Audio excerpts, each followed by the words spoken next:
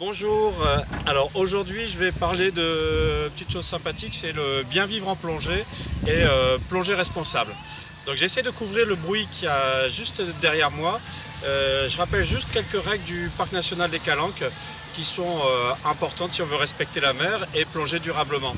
Donc une des premières choses, c'est éviter les nuisances sonores, c'est-à-dire que faire le cacou sur son bateau et mettre la musique à fond, c'est pas trop ça dans le Parc National des Calanques, surtout dans le cœur de parc. Ensuite, les règles de base, c'est respecter les autres usagers et surtout l'environnement. Donc c'est pour ça que nous on enseigne la plongée sans contact avec le substrat. Le temps où on découpait des oursins, où on attrapait des poulpes, des langoustes pour les montrer, c'est quelque chose de révolu. Et il faudrait bien que tout le monde se mette ça dans la tête puisque c'est encore des pratiques qu'on voit régulièrement. Pourquoi je poste cette vidéo? Tout simplement parce que hier, un exemple de mal vivre en plongée, c'est j'ai failli, alors que je remontais à 5 mètres du bord de l'îlot Moyade, me faire hacher par une hélice. Et la même barge à lu d'une association marseillaise bien connue s'amusait à jeter du pain à l'eau pour nourrir les poissons.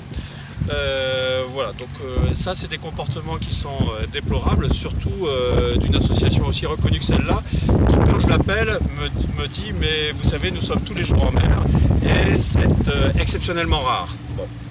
Donc un peu mieux, qu'il y a un peu mieux comme excuse.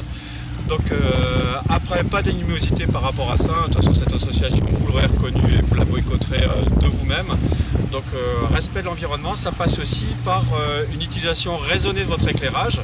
Il suffit de regarder la puissance de vos phares et de l'approcher de votre champ visuel pour comprendre la torture que vous faites subir aux poissons si vous les éclairez de face.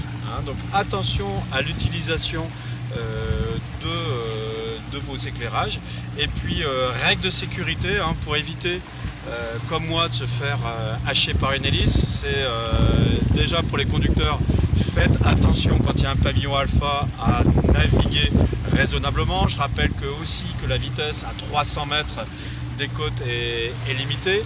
Et pour les plongeurs, pensez à vous munir de votre parachute de palier, mais vous en munir c'est bien, mais à l'utiliser.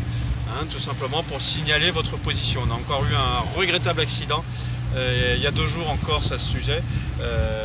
C'est des choses qui peuvent être évitées justement en respectant les règles de bien vivre en plongée.